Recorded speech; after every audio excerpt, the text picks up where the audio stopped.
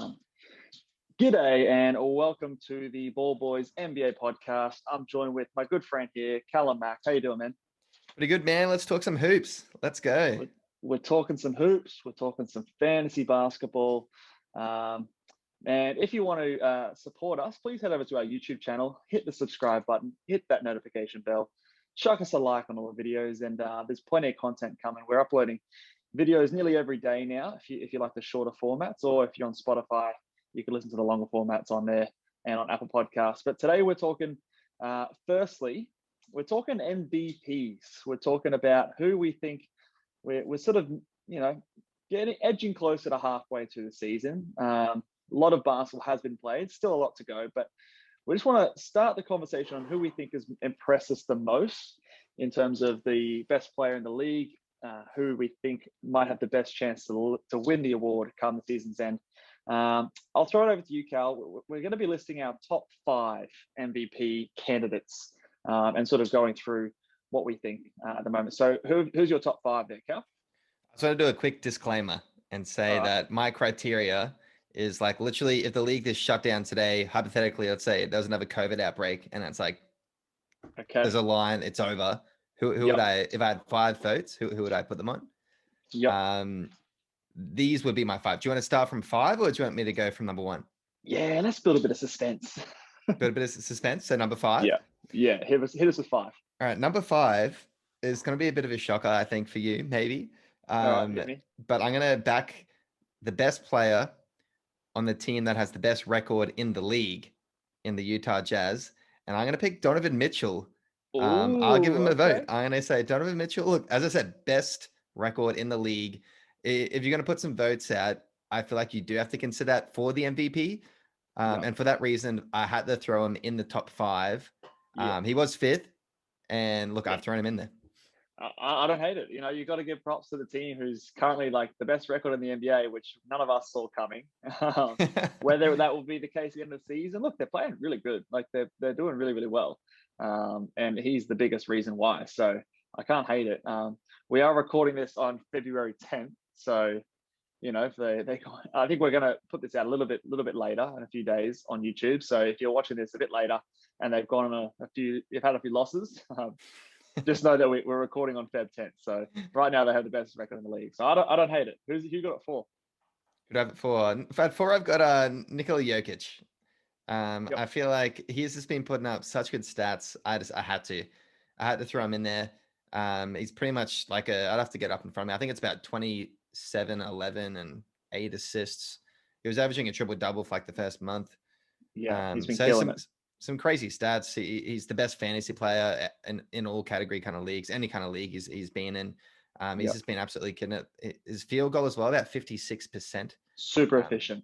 Which, ridiculous, especially when he does shoot a few threes. So in terms of numbers, it definitely is a historic season for him. And it's good to see the big man's back. So, I like it. He'll be appearing on my list. Who's your number 3? Number 3, I went with, it's a bit of a feel-good story in Kevin Durant. Okay. I like Kevin Durant, he's come back from the ACL, the Achilles, even worse injury. And he's been looking awesome. He's been looking like his old self. I understand that Brooklyn team is on the 3rd seed, which did kind of come into my consideration, even though they're only 14 and 12, which is still pretty much 500, because that East is very competitive. So they're a bit behind some of the Western teams. There's a lot of teams doing it a bit better than they are in the West in terms of the percentage. But you've got to give them props in the East. They are up in the top 3. So, but what about his teammates? You're sort of thinking, he's got Kyrie now. He's got James Harden. You don't care. You think he's the reason still out there? looking the part. That's what matters. He's the only guy that actually does defend a bit as well. I understand that team's putting up historically bad defensive numbers, but that right now they're putting up the best offense of all time since the James Harden trade. So if they keep that going, that could be a case for him as well. And you can never he's been an MVP. It's a comeback year for him. I think it's like a feel-good story. I'll have to give him a vote. He's looking dominant. So he is looking very dominant. He's efficient as always. Just can catch fire at a moment's notice. And we did highlight that defense struggle that we expected the team to make. And you're right, he is of the the big three stars, the best at playing defense, the most versatile defender on that team. So he definitely deserves some credit for that. But again, the worst defense in the league. So can't give him too much for that because he's yeah. Who have you got number 2?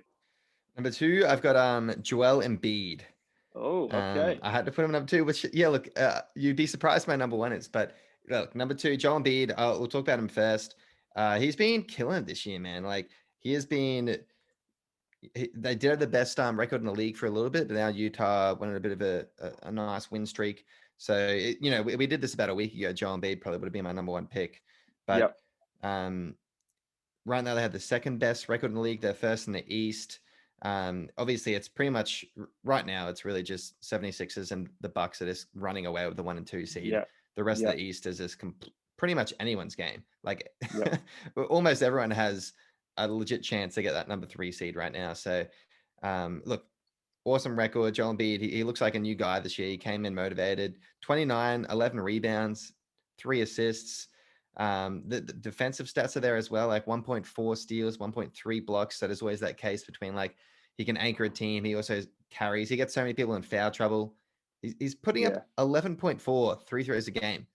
That's he's insane. getting to the line. Like he's just been dominant. He's playing bully ball all season. And on the team, you've got a team like a player like Tobias Harris, who is, he's scoring efficiently. But outside of that, there's no real go-to scorer outside of him and Embiid. Harris and Embiid, that is. Ben Simmons, he's good, but he's not a go-to scorer. He's a facilitator and an excellent defender. So they him to put up those like huge offensive numbers efficiently, and just sort of like they, and especially early in the season, they were blowing out teams. Like they were like putting teams away in 3 quarters and then resting the fourth quarter. So recently there's been some more closer games, but yeah, they've played really, really well and surpassing expectations. Last year they were the 6th seed. So some big additions with Seth Curry and some other players coming in, but I think it's mostly been on the back of Embiid stepping up his game. So I would definitely agree there. In fact, we'll go through my list. I want to have a bit of save my number 1. Yeah, let's build a bit of suspense for the listeners here. I know they're on the edge of their seat, so I'll go through my 5. I've got Giannis Antetokounmpo, who's snuck in there at number 5. I unfortunately don't have Donovan Mitchell in this list, and maybe I should. Like, I probably with my list have forecasted a little bit in terms of where I expect teams to be. So I probably haven't rewarded the Jazz right now. I don't know. I still don't expect them to be the number 1 team in the league come the season's end.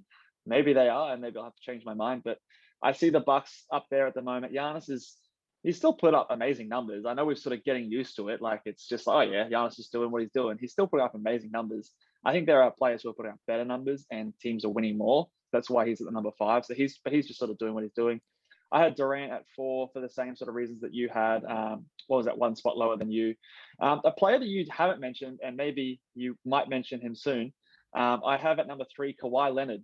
And I feel like he is, in at least some of the circles that I'm in and on Twitter and things like that, even on broadcasts, I feel like he's not getting the love that he deserves.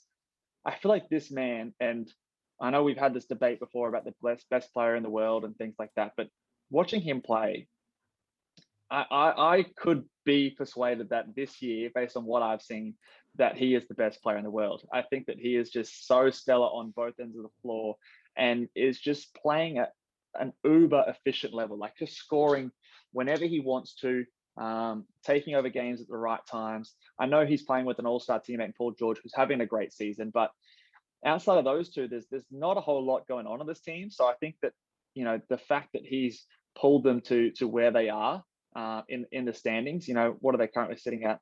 3rd in the West, 17 in the win column, and 8 in the loss, 68% win percentage. Like that's incredible. And they've both actually missed games due to COVID, tracing, and things like that. So their record would actually be better if they hadn't missed those games. So I think that Kawhi's being quietly disrespected. And at number 2, I had Jokic. Before you go number 2, I was going to say a couple of things. So I'll mention of those 5, 4, and 3 picks. I'll touch on Giannis just really quickly and say that I just couldn't really consider him just literally on the basis of I can't give him 3. Like if I was voting this year, I couldn't give him a vote. I couldn't give him a 3rd straight MVP. I just feel Yeah, like I mean, I just I'm not couldn't get giving it. him my number one vote. Yeah, but even then, to me, he's like a wash. Like he's literally like, I can't give this guy a vote. I don't want to even give him a chance to have 3 in a row. I mean, like he did earn the other 2, but it's just I don't think he's that player to be a 3-time MVP. So he literally was just like cut from my list instantly. And Okay. and with Kawhi, Yeah. I did consider him. He's not on my list. Oh, not in your He top five. I just feel like him and Paul George, because Paul George is having such a good season. Like people are kind of Yeah. understating that as well. And I feel like on that team that's doing so well, Kawhi Leonard's putting up 26, 6, and 5. And Paul George is also putting up pretty much the exact same numbers, like 26 points. Then it's like 5 and 4. So he's and very efficiently as well. So Yeah. just They're because it's both kind of playing like very that 1A, efficiently. 1B, I couldn't quite elevate him for that most valuable role because Yeah. Paul George has been so valuable on that team as well. So it's kind of like classic, the 2 players sharing the votes kind of thing. So I couldn't put him there for myself. I can see that. And looking at Paul George's stats, I probably didn't quite realize how well he is playing. He's playing very efficiently. I thought he might have been a bit less efficient than Kawhi, but He's he's killing right it. up there with him. I guess it's just more the eye test for me. Like we both know that Kawhi's a better player, and just the eye test to me, and the fact he is averaging only 1.8 turnovers per game as well. So looking after the ball, and from what I've watched, because I watched a fair bit of Clippers this year, he is just very timely in his baskets and sort of knows when to take over games. So, but that's fair. I think that's a legitimate reason to sort of bump Kawhi down the boards because Paul George is having an amazing season. So you've got to give him credit. All right. Well, I'll say my number one player because we've already talked about him. My number one player for the MVP is Joel Embiid. So I'm very curious to see your number one player because apparently he's not on my list. Yeah, he's not on your list. Yeah. What happened? Okay. Can I make a guess? I'll let you have one guess. I'm sure you can get All it. right. Yeah. Is it LeBron James? It's got to be LeBron James. Give Okay. that man I an MVP considered. award. Oh man. All right. Sell me LeBron James. Well, right now the Lakers are the 2nd in the West. All right, they're only Yep. 2 Second. games behind the Second Jazz. overall. Actually, I think they're actually in front of the Philadelphia 76ers on percentage. They've won an extra game than them.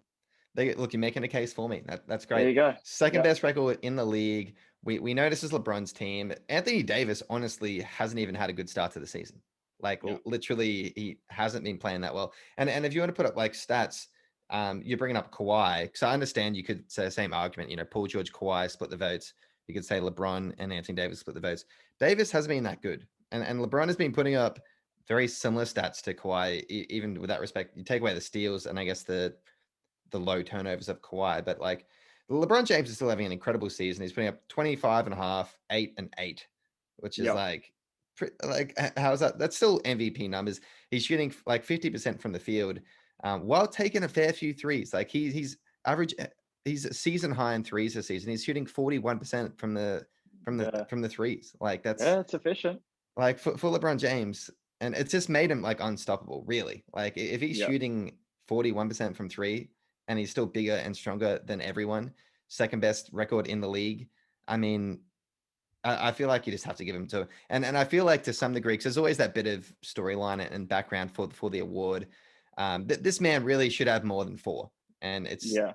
he's 36. Let's just give him another one. You can't give another one to Giannis. Kawhi, as I said, he's splitting votes with PG. I can see Utah dropping off. I feel like if I had to make a vote right now, it's just kind of like just give it to LeBron James.